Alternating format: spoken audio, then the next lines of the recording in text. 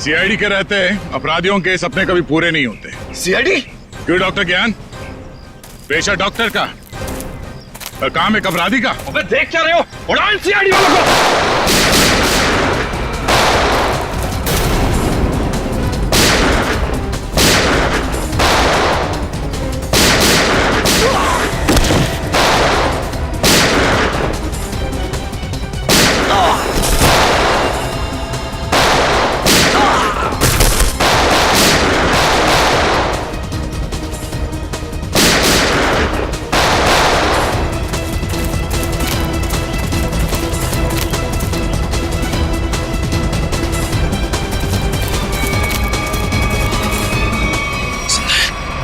सबके सब बेहोश हैं, इनको होश में आना पड़ेगा।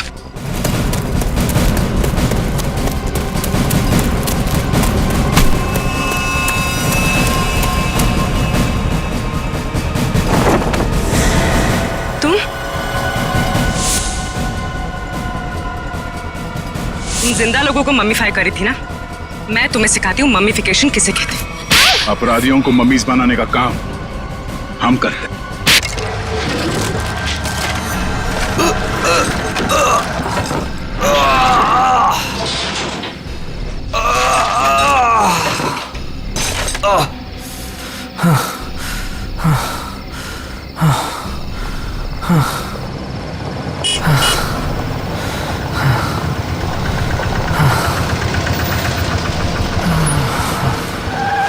क्या हुआ भाई? अरे क्या हुआ? कोई मदद चाहिए क्या? यार मेरी गाड़ी खराब हो गई है और मुझे ये बॉक्स कहीं पहुंचाना है। हाँ वो तो ठीक है, पर है क्या इसमें? इसमें एक बहुत ही अनमोल चीज है और वक्त पे कहीं पहुंचानी पड़ेगी। मेहरबानी होगी यार तुम्हारी। हाँ हाँ चलो बॉक्स रखो। थोड़ा हाथ लगवाओ। हाँ हाँ। अरे बड़ा भारी है भैया। उठाओ। इतना बड़ा बक्सा।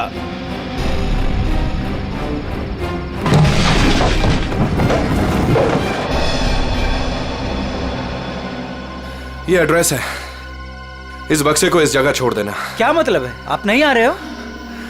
एक मिनट,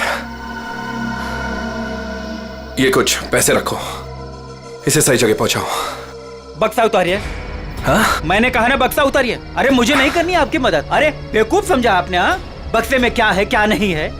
तुम ये सब रखो यार, लेकिन टाइम पे बक्सा जिस एड्रेस पे बोला है वहां पहुंचा देना। हाँ देखिए मेरी एक शर्त है, बक्सा खोल के देखूंगा मैं। अरे क्या है क्या नहीं है इसमें। सुन मेरी बात सुन, मेरी नौकरी चली जाएगी, इसे मैं नहीं खोल सकता। बस पास में ही तो जाना है, प्लीज लेके जाओ ना यार। ठीक है भाई, भरोसा करता हूं मैं। इंसान इंसान के ही काम आता है।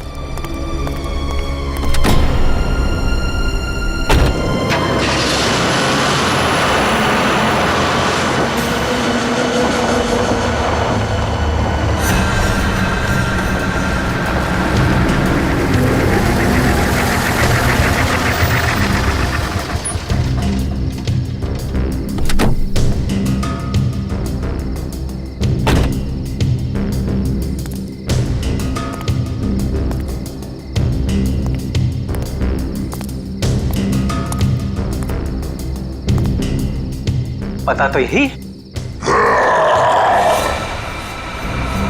कैसी चीख! अपने को क्या बक्सा यही उतार के चलता।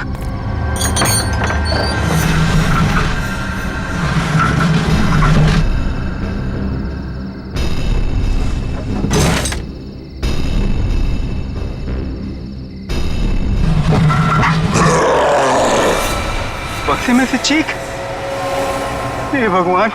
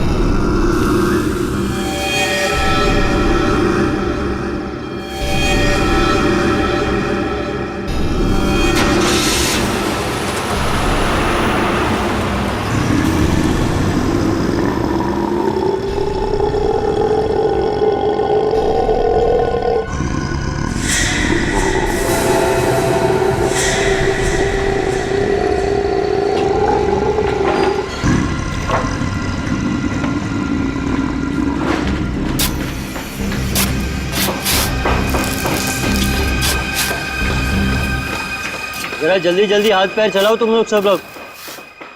15 दिन में ये बिल्डिंग पूरी करके देनी है हमें, वक्त नहीं है हमारे पास। और सोनू, तू इतना सुस्त क्यों है? खाना वाना नहीं खाता क्या? चल जल्दी काम कर। कौन है वहां पे? मैंने पूछा कौन है वहां पे? अभी तो बिल्डिंग का काम भी खत्म नहीं हुआ है और अभी से बिल्डिंग टूटने लगी। सोनू जरा देख तो।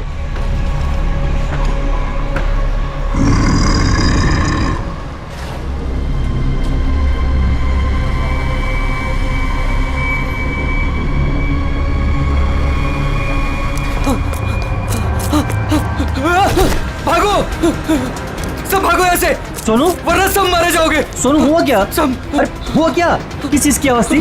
और ये चेहरे पर निशान कैसा है? पट्टियों वाला मुर्दा। मुर्दा? मुर्दा उर्दा कुछ नहीं होता है, ये जरूर कोई चोर और घुसाया होगा। एक काम करो, सब लोग मेरे साथ चलो, चलिए मेरे साथ।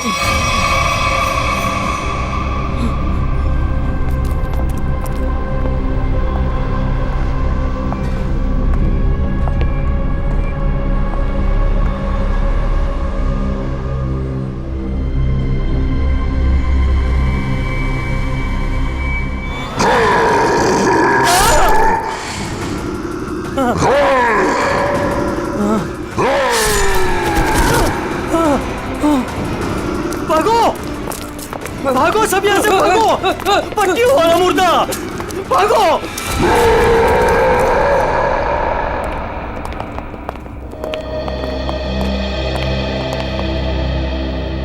सर, मैंने और मजदूरों ने मिलकर एक फैसला किया है। कैसा फैसला? कि हम आपकी बिल्डिंग में अब काम नहीं करेंगे। तुम क्या बकवास कर रहे हो तुम? सर, लगता है आपकी नजर कमजोर हो चुकी है, इसलिए मेरे चेहरे पर ये निशान आप देख नहीं पा रहे। ये हाँ, शराब पी के झगड़ा किया होगा। सर, ये उस आत्मा की देन है जो आपकी बिल्डिंग में है। आत्मा? क्या बकवास कर रहे हो तुम? हाँ? जानता था, मैं जानता था कि आप मेरी बातों पर विश्वास नहीं करेंगे, इसलिए मैं साथ में सोनू को भी लाया हूं। सोनू,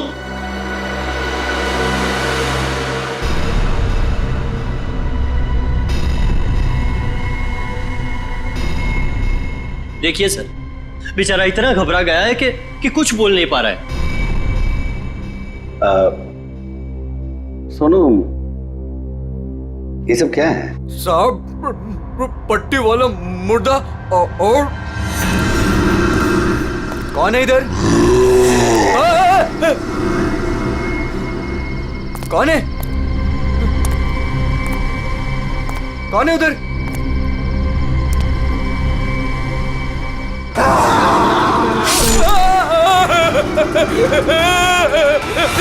मुझे लगता है कि तुम सब लोग काम कम और नशा ज्यादा करते हो, तभी ऐसी बहकी बहकी बातें कर रहे हो। सर, अगर हमारी बातों पर यकीन ना हो तो कोई दूसरे मजदूर रख के क्यों नहीं देख लेते? जब वो अपनी आप बीती सुनाएंगे तब तो आपको विश्वास हो जाएगा ना। बिल्कुल रख लूंगा। इस शहर में मजदूरों की कोई कमी नहीं है। इस शहर में काम की भी कोई कमी नहीं है।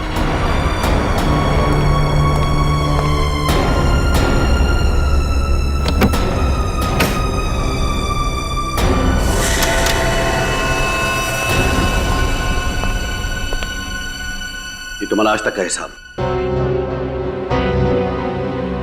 और एक बात याद रखना कि इस बिल्डिंग पर मेरे और मेरे इन्वेस्टर्स के करोड़ों रुपए लगे हैं।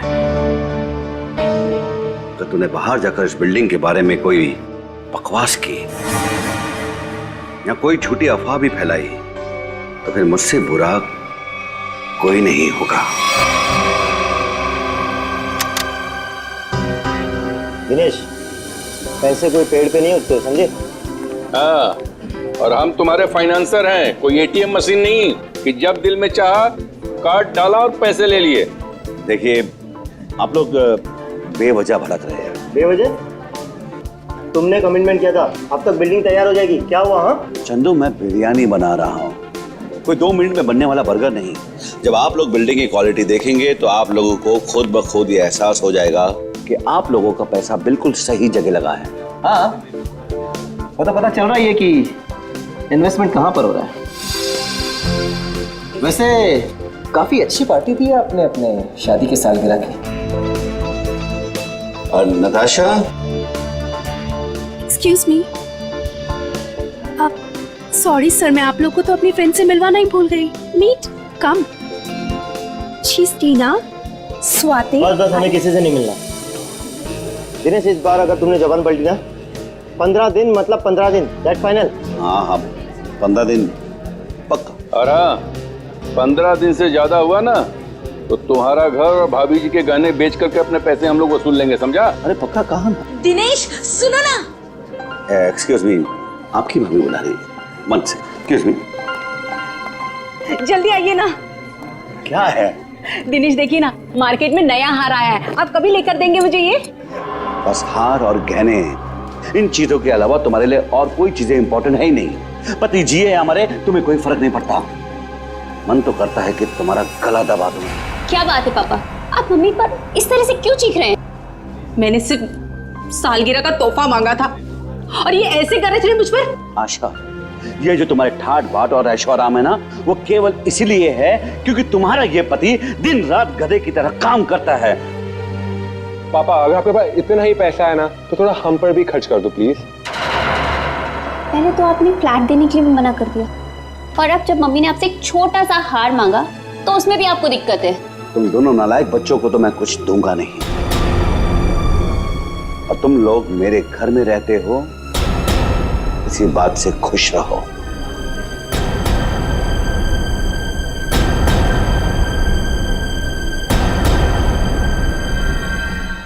नहीं चाहिए मुझे नकली जेवर, जिंदगी भर मुझे नकली जेवर ही दिए हैं।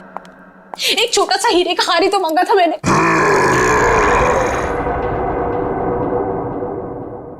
कौन कौन है वहां? कौन है वहां? कौन है वहां?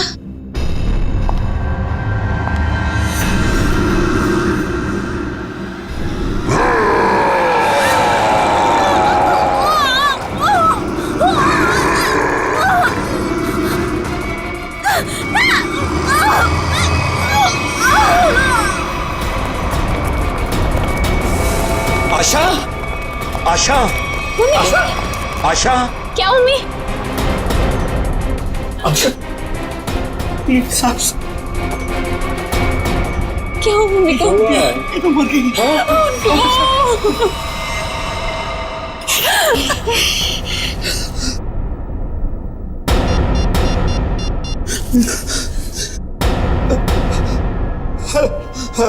Hello CID.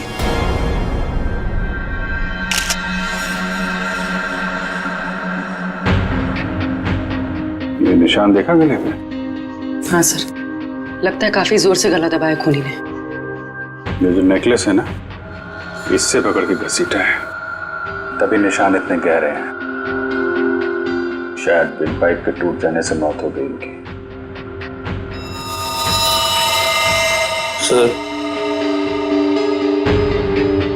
सर खून के निशान कॉरिडोर में यहाँ तक आए हैं, और आशा जी की चप्पल। अपने आप को बचाने में बहुत स्ट्रगल किया होगा इन्होंने, पर खूनी ज्यादा ताकतवर निकला। Excuse me, excuse me. एक सेकंड, एक सेकंड।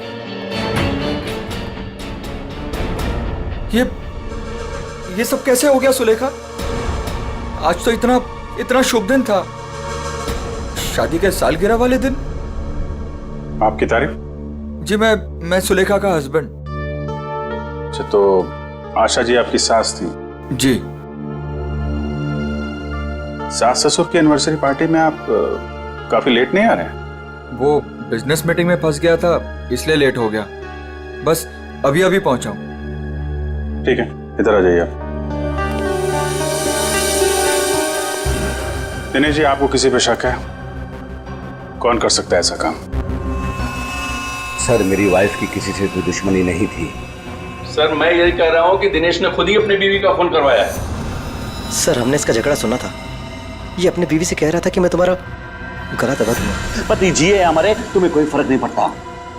मन तो करता है कि तुम्हारा गला दबा दूं। तो बकवास कर रहे लोग। अगर मैंने गुस्से में कुछ कह दिया तो इसका मतलब ये तो नहीं ना कि मैं सचमुच वो कर दूंगा। वैसे ऐसा हुआ क्या था कि आपको इतना गुस्सा आ गया कि आपने गला दबाने की धमकी दे दी, वो भी शादी की सालगिरह वाले दिन? सर इसकी वजह भी ये लोग ही है। ये मेरे इन्वेस्टर्स हैं। अब मुझे एक एक पाई ऐसे देते हैं जैसे मुझ पर एहसान कर रहे हैं। तुम लोगों की मैं एक एक पाई चुका दूंगा, वो भी ब्याज सहित, समझे? तो दे दो ना। एक मिनट, बिजनेस की बातें मत कीजिए। यहाँ पे खून हुआ है।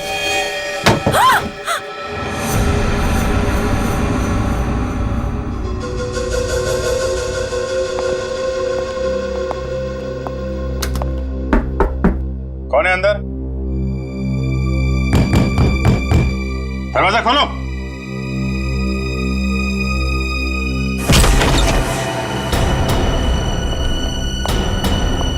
ओह माय गॉड,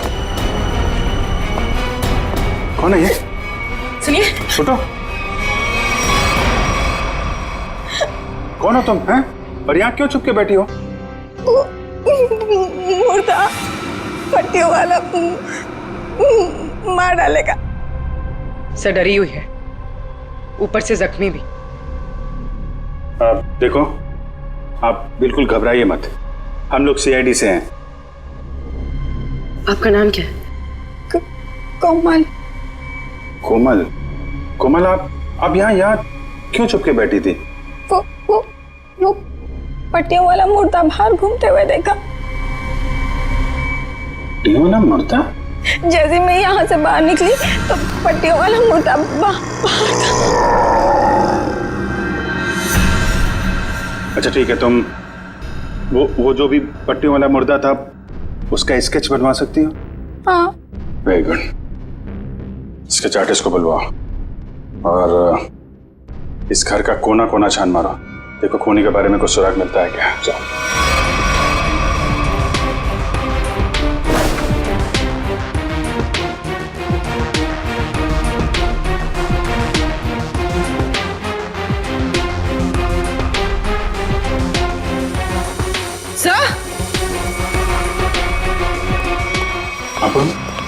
सर ये पट्टी मिली है क्या यहाँ पर? कोमल ने देखा पट्टी वाला मुर्दा और यहाँ पे पट्टी का टुकड़ा मिला। सर स्केच तैयार है। तो ये है वो पट्टी वाला मुर्दा। इस मुर्दे का और इस पट्टी का क्या राज है, जल्द से जल्द पता लगाना होगा। गले का हार बेचारी का फांसी का फंदा बन गया। जैसे ही खूनी ने हार खींचा, बेचारी कुछ नहीं कर पाई। सर वो आदमी गले का हार छीनने के लिए आया था, ऐसा लगता नहीं? वही तो सचिन, वही तो राज है। बड़ा अजीब तरीका ढूंढा खून करने का यार। हाँ जयवंती, डॉक्टर साहब को जरा स्केच दिखा। Yes sir. ये देखिए सर, ये मम्मी की ड्रेस है। मम्मी मतलब माँ? मम्मी नहीं प्रेडी, मम्मी। हजारों साल पहले जब इजिप्ट में राजा महाराजा मर जाते थे तो उनकी बॉडी को एम्बाम कर दिया जाता था। अलग अलग तरीके की सीक्रेट्स, दवाइयां, मरहम, बाम वगैरह लगा दिया जाता था उनकी बॉडी पर और बाद में इन पट्टियों से उसे ढक दिया जाता था। इससे मम्मी सड़ती नहीं थी। मर गए मतलब हजारों साल पुरानी लाश यहाँ पे आ गई और एक के बाद एक खून कर रही है। और शायद अगला खून तुम्हारा होगा। मेरा हो गया? अब चुपचाप खड़े रहो। और एक बात ध्यान में रखो, मम्मी कभी सड़ती नहीं है और ना मम्मी कभी जिंदा होती है। अच्छा सर, ये जो पट्टी का टुकड़ा हमारे हाथ लगा है, कहीं ऐसा तो नहीं कि ये खूनी के साथ हाथापाई के दौरान आशा जी के हाथ आ गया? नहीं ऐसे नहीं हुआ है। तारिका जी आप ठीक है वहां पे? नहीं। फिर एक सीआईडी ऑफिसर बोल रहा है कि इनके हाथों में पट्टी आई थी, मतलब आई थी। सीआईडी ऑफिसर आसमान से उतरता है क्या? उससे गलती नहीं हो सकती। ये पट्टी का टुकड़ा जो आप लोग लेकर के आए हैं, ये हाथापाई में नहीं फटा है। अगर हाथापाई में फटता तो सीधा नहीं फटता, टेढ़ा मेढ़ा फटता, समझे? और ये टुकड़ा कोई मामूली टुकड़ा नहीं है। 1500 साल पुराना है ये टुकड़ा। 1500 साल? 1500 साल? 1500 साल? जी, किसी ने मम्मी की पट्टियां खरीद ली हैं। कहां से सालूम के साहब? ये इजिप्ट से? अरे यार, लोग पुरानी मम्मियां खोद खोद के निकाल रहे हैं और चोरी छिपे बाजार में बेच रहे हैं। ऐसी एक मम्मी शायद इंडिया में आ गई। बाप रे। लेकिन सर ये खूनी मम्मी बना क्यों होगा? हल्ला मचाने के लिए सचिन, हल्ला मचाने के लिए। ये खूनी चाहता है कि लोग उसे देखें और जोर जोर से चिल्लाए, मम्मी आ गई, मम्मी आ गई। ये खून उस खूनी मम्मी ने ही किया है, और वो पट्टी का टुकड़ा जानबूझकर छोड़ गया है हमारे लिए सबूत।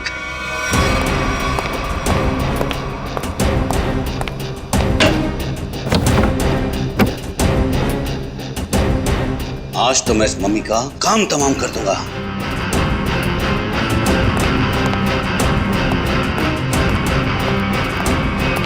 सर, ये सोनू है, दिनेश की बिल्डिंग में काम करता है। अच्छा, सोनू साहब कोई पैसा वैसा नहीं था दिनेश साहब के पास, कंगाल थे वो। एक मिनट, कंगाल थे वो, कोई पैसा वैसा नहीं था दिनेश साहब के पास, क्या मतलब क्या है?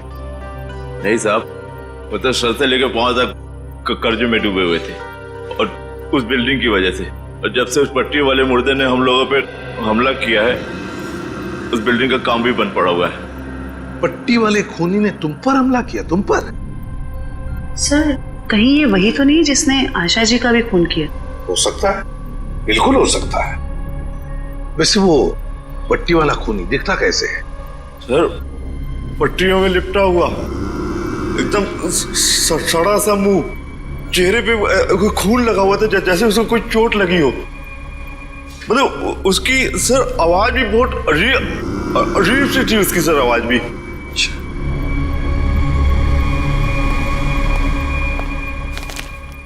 एक मिनट, क्या वो ऐसा दिखता था? हाँ साहब, ये तो था वो। चलो ठीक है, तुम जा सकते हो। अगर जरूरत पड़ी तो हम तुम्हें फिर से बुला लेंगे। सर, ये जो कोई भी आशा जी का खून करने के लिए आया था, या तो पहले से मम्मी बन के आया था, या फिर पार्टी में आने के बाद उसने अपना हुलिया बदला है। सर, काम करते हैं, पार्टी का फुटेज देखते हैं।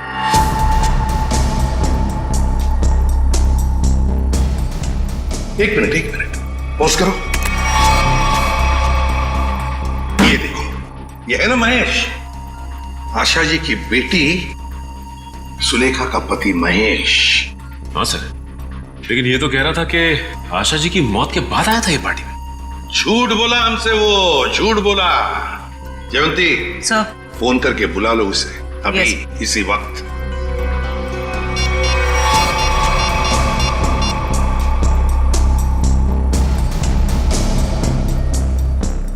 सर, फोन नहीं उठा रहा है। महेश फोन नहीं उठा रहा है, उसकी आधी कारस्तानी तो इसी से समझती है। रेडी, मोबाइल फोन रिकॉर्ड्स निकालो उसके।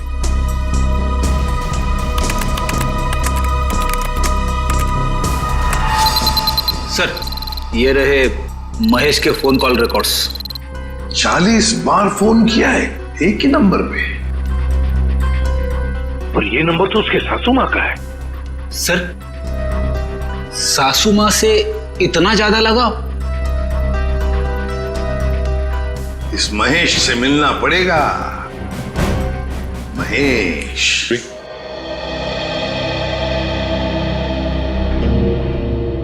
क्या महेश घर पे है इस वक्त?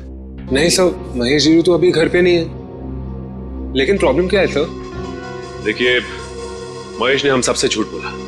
जब आपकी माँ का खून हुआ, उससे पहले ही महेश वहां मौजूद था। आपका मतलब है मेरे पति ने खून किया है? देखिए, हमें उस पर शक है। लेकिन सर वो ऐसा क्यों करेंगे? पैसों के लिए। पैसों के लिए किया होगा उसने। सर पैसों के लिए?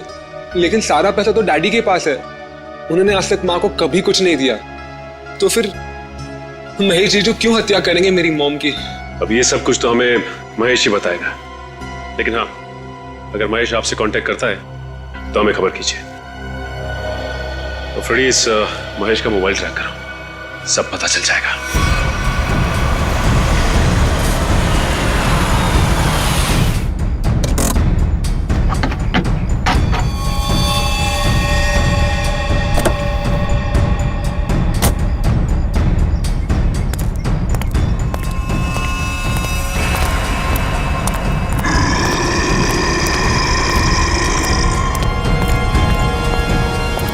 आज ये पट्टियों वाला मुर्दा मिल जाए बस।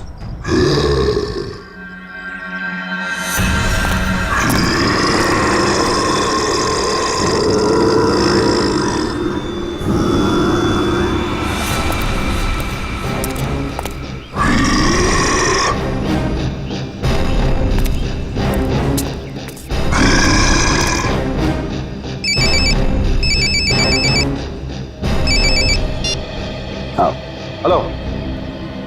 हाँ हाँ जीतू भाई, हाँ आपके लिए खुशखबरी है। हाँ जी, बिल्डिंग का काम बहुत जल्द शुरू होने वाला है। कोई मजदूर वहाँ काम करने को तैयार नहीं है। क्या तुम वहाँ का सारा काम खुद करोगे?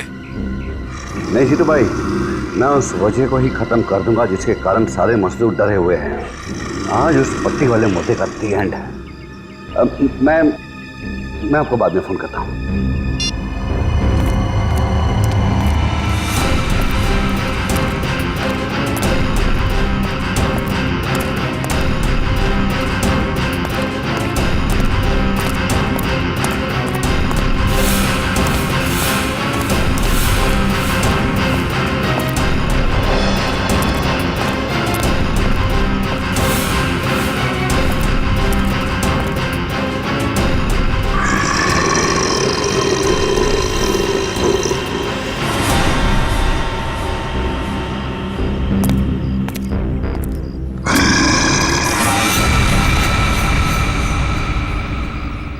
आवाज आई, यहीं से आवाज आई। पट्टियों वाले मुर्दे, आज तू बचेगा नहीं, आज तुझे छोड़ूंगा नहीं मैं। गोली मत चलाना।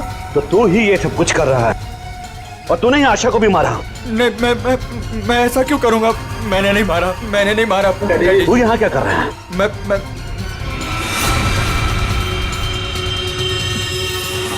डैडी, वो आपके पीछे है। ना महेश, मैं तेरी किसी भी चाल में आने वाला नहीं। मैं सच कह रहा हूँ, वो पट्टी वाला मुर्दा आपके पीछे ही है।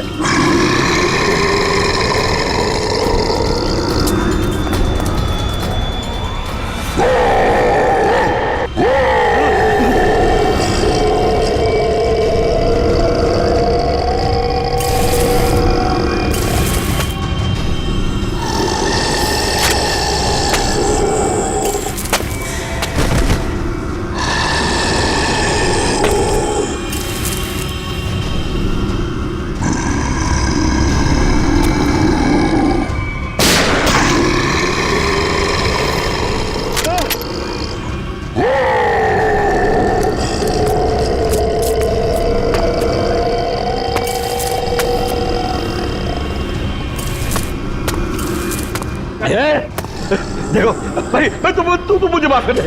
मुझे क्यों मेरे पीछे पीछे कुछ भी नहीं है। देखो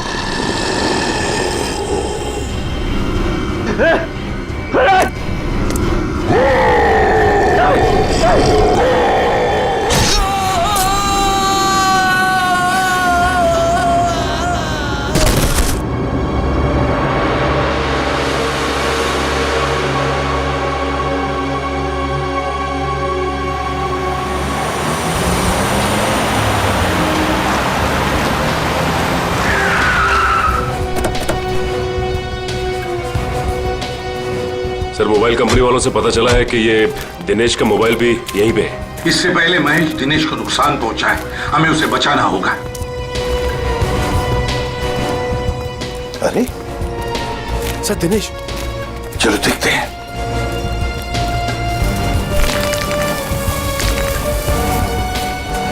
माय गॉड,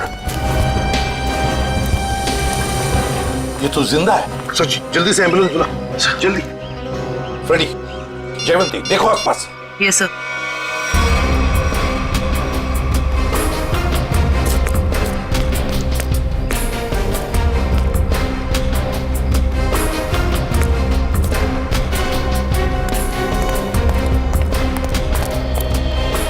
महेश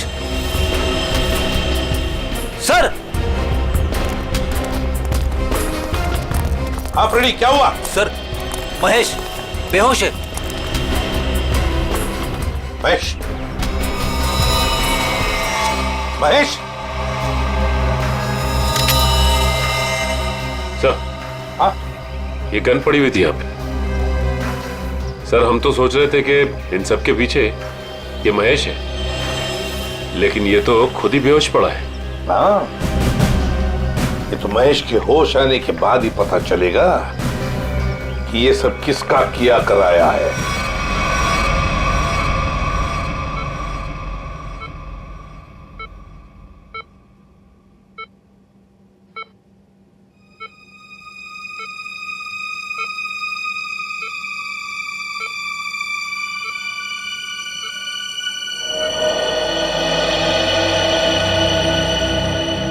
डॉक्टर साहब, अब कैसी तबीयत है मेरे पापा की? फिलहाल इनकी तबीयत नाजुक है, अभी कुछ भी कहना मुश्किल है। 48 घंटे ऑब्जर्वेशन में रखेंगे, फिर देखते हैं क्या करना है। Okay, excuse me. मैं कभी सोच भी नहीं सकती कि मेरा पति इतना घिनौना मुजरिम निकलेगा। पहले तुमने मेरी माँ को मार दिया और अब मेरे पापा पे तुमने हमला किया। ये तुम क्या कह रहे हो सुलेखा? देखो, मैंने ऐसा कुछ भी नहीं किया है। मैं निर्दोष हूँ, बेकसूर हूँ। मैं हर मुजरिम यही कहता है कि उसने कुछ नहीं किया, वो निरपराध है। लेकिन सारे सबूत उसी आदमी की तरफ उंगली उठाकर कह रहे हैं कि ये इस आदमी ने किया है, और वो आदमी है तुम। लेकिन सर, आपके पास ऐसा कौन सा सबूत है जो ये साबित करता है कि खून मैंने किया है? एक हो तो बताए। सबसे पहले तो तुमने हमसे झूठ बोला कि तुम पार्टी में देर से गए, लेकिन सीसीटीवी फुटेज साफ साफ दिखा रही है कि तुम पार्टी में पहले ही मौजूद थे, आशा जी की मौत से पहले। सबूत नंबर 2, 3 दिनों में 40 फोन किए तुमने आशा जी को, जबकि तुम उन्हीं के घर में रहते थे। इतने सारे फोन कॉल करने की वजह? और जिस वक्त क्राइम सीन पर दिनेश जी मिले, उस वक्त सिर्फ एक ही आदमी मौजूद था, वो तुम थे। मैं डर गया था सर, डर गया था। दरअसल बात यह है सर कि मैं नया बिजनेस चालू करना चाहता हूँ, और जिसके लिए मुझे पैसों की जरूरत थी, और मैं चाहता था कि वो पैसे मुझे सासू माँ जी दे दे। बस सर, इसीलिए मैं उन्हें बार बार कॉल कर रहा था, और कोई वजह नहीं है सर। तो इनके कहने का मतलब है कि ये पार्टी में पैसे मांगने के लिए गए थे आशा जी से, है ना? हाँ सर, उस दिन मैंने देखा कि ये लोग बिजनेस के लिए मुझे पैसा नहीं दे रहे, और सासू माँ को लाखों करोड़ों के गहने दिए जा रहे हैं। और तुमने गुस्से में आकर मार डाला आशा जी को? नहीं, मैंने उन्हें नहीं मारा। मैंने कहा ना, मैं उनसे पार्टी में बात करने गया था, पर मेरे बात करने से पहले ही उनका मर्डर हो चुका था। नहीं महेश जी, कौन विश्वास करेगा तुम्हारी इन बातों पर? पहले तुमने आशा जी को मारा, फिर दिनेश जी के पीछे पड़े, और वो भी कहां पर? अंडर कंस्ट्रक्शन बिल्डिंग में। ये गलत इल्जाम है। मैं वहां पर उनसे भी बात करने गया था, मैंने नहीं मारा। ऑफिस में नहीं जा सकते थे, घर में नहीं जा सकते थे? उनसे बात करने में ऑफिस से गया था, पर जब मैं ऑफिस पहुंचा सर, तो वो निकल चुके थे अपनी साइट पे सर, इसीलिए मैं साइट पर चला गया। पर जब मैं साइट पर गया तो सर, मैंने देखा कि एक पट्टी वाले मुर्गे ने उन्हें धक्का दे दिया वहां से सर। आशा जी और दिनेश जी पर मम्मी ने हमला किया? हाँ सर। पंकज, ये तो उस आदमी ने किया जो दुनिया को दिखाना चाहता है कि ये किसी इजिप्शियन मम्मी ने खून किया है। पर वो हमारे परिवार के पीछे क्यों पड़ा है? डॉक्टर साहब कह रहे थे ना कि इस तरह की पुरानी और महंगी पट्टियां आसानी से नहीं मिलती। सचिन, सेंट्रल स्टेट लेबोरेटरी से पता लगाएंगे कि पट्टियां कहां से और कैसे मिली है। मैं सीआईडी से आपसे मिलना चाहती हूँ। डॉक्टर चारू आप ही? हाँ, मैंने ही आपको फोन किया था। डॉक्टर चारू, इस पट्टी को पहचानती हैं? ओह माय गॉड, ये पट्टी आपको कहाँ से मिली? ये पट्टी तो हमारी लैब से चुराई गई थी। इस सिलसिले में एक डॉक्टर को काम से भी निकाल दिया गया। आइए।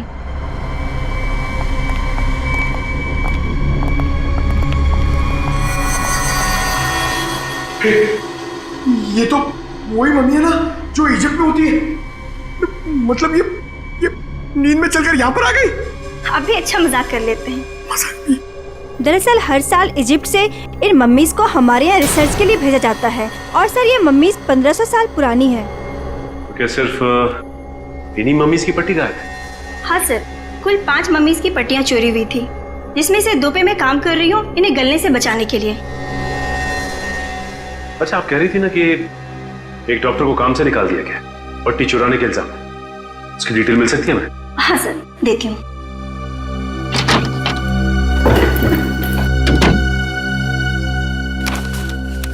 ये है सर मिस्टर ज्ञान। इन्हें काम से निकाल दिया गया। इन्होंने पट्टियां चोरी की या नहीं ये तो मालूम नहीं, लेकिन इन मम्मीज की देखरेख यही करते थे। और हाँ सर, उनकी एक पर्सनल असिस्टेंट भी थी। इनकी असिस्टेंट का कोई फोटो, नंबर या एड्रेस है आपके पास? वो उनकी पर्सनल असिस्टेंट थी, इसलिए हमारे पास उनकी कोई डिटेल्स नहीं है। सर, 5 मम्मीज की पट्टियां गायब है और खूनी खुद मम्मी बनकर दिनेश के परिवार के पीछे पड़ा है। हाँ मम्मी, ये खूनी दिनेश के ऊपर दोबारा हमला करेगा। क्या हुआ डॉक्टर? आप पापा को इतनी अचानक से क्यों शिफ्ट कर रहे हैं? देखिए, इनकी हालत पहले से ज्यादा बिगड़ गई है। अगर इन्हें आरजे हॉस्पिटल भर्ती नहीं कराया गया तो इनका बचना मुश्किल हो जाएगा।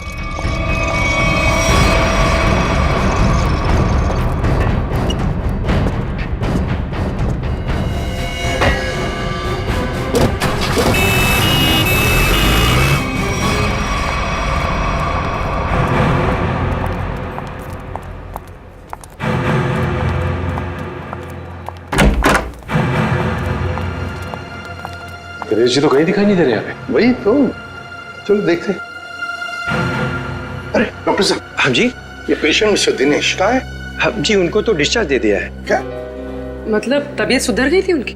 नहीं, तबीयत तो नाजुक ही थी, पर उनके परिवार वालों को शायद भरोसा नहीं था कि उनका यहाँ अच्छा इलाज होगा। तो उन्होंने दूसरे डॉक्टर को फोन किया और वो यहाँ से दूसरे हॉस्पिटल ले गए। कौन से hospital? RJ hospital. RJ hospital, उसका नंबर तो होगा ना यहाँ पर? हाँ जी, रिसेप्शन पे होगा। चलिए आइए बात करा देता हूँ।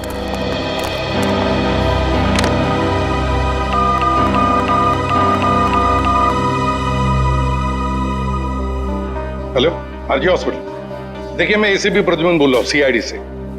आपके हॉस्पिटल में अभी अभी एक पेशेंट एडमिट हुआ है। दिनेश नाम है उनका। नहीं हुआ है?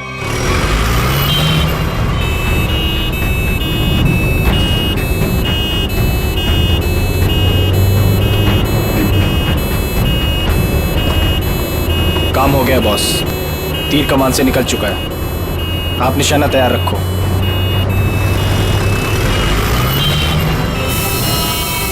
अरे धुआं कहाँ से आ रहा है? अरे गाड़ी रोको, गाड़ी रोको, गाड़ी रोको।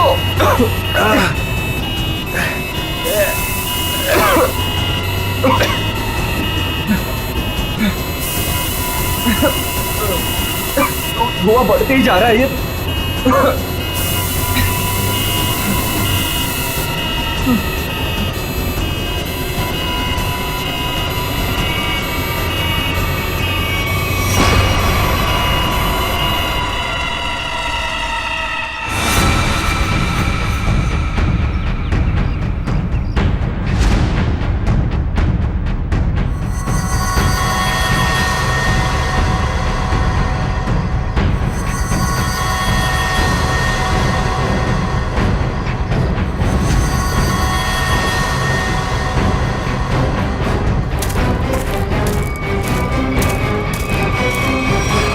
क्यों, अब तुम्हारे जीवन का मकसद पूरा हो गया? हाँ, पिछले 10 साल से मैं इसी दिन के तो सपने देखती आई हूँ। और देखो, आज मेरा सपना पूरा हो गया। नहीं,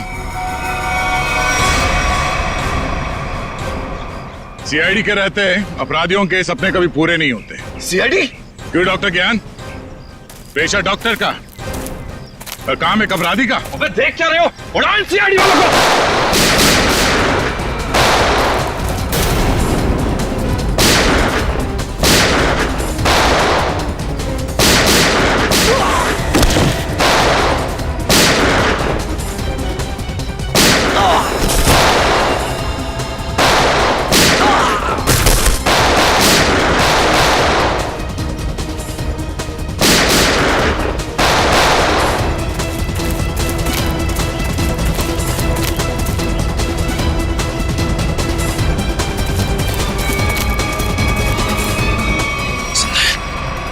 सबके सब बेहोश हैं, इनको होश में लाना पड़ेगा।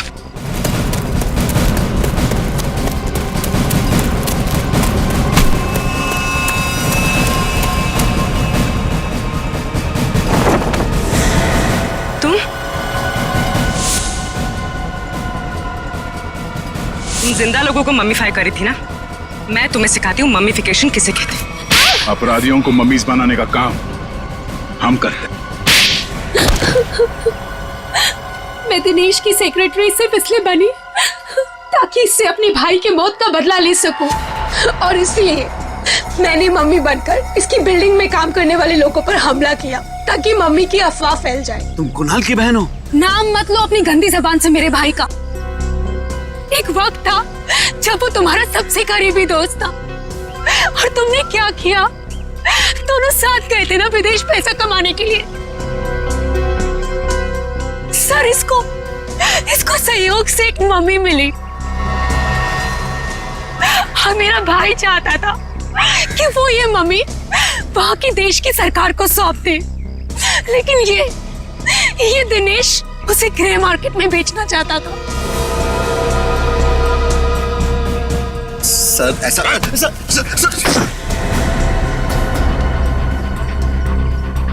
जब कुणाल ने कहा कि वो पुलिस के पास जाएगा तो मैंने उसे मारकर जमीन में गाड़ दिया और मम्मी बेचकर अमीर बन गया। वाह, बहुत अच्छा काम किया तुमने। पैसों के लालच में तुमने दोस्ती को जमीन में गाड़ दिया। मुझसे गलती हो गई सर, मुझे माफ कर दीजिए आप। अब ये तो समझ में आ गया कि तुमने नताशा को नौकरी पे इसलिए रखा क्योंकि तुमने कुणाल की बहन को देखा नहीं था। अगर ये बात समझ में नहीं आई कि डॉक्टर ज्ञान इस सब में तुमने इसका साथ कैसे दिया? मैंने ये सब पैसे के लिए किया। पैसों के लिए अपराध के दलदल में कूद गए तुम। और नताशा, तुम्हें पता कैसे चला कि तुम्हारे भाई का खून इस दिनेश ने किया? जब कई दिनों तक भैया की विदेश से कोई खबर नहीं आई तो मैं उनका पता लेने के लिए इसके घर गई थी, और वहां मैंने सुना कि अपनी बीवी को बता रहा था कि किस तरह इसने मेरे भाई का खून कर दिया और उसे जमीन में गाड़ दिया।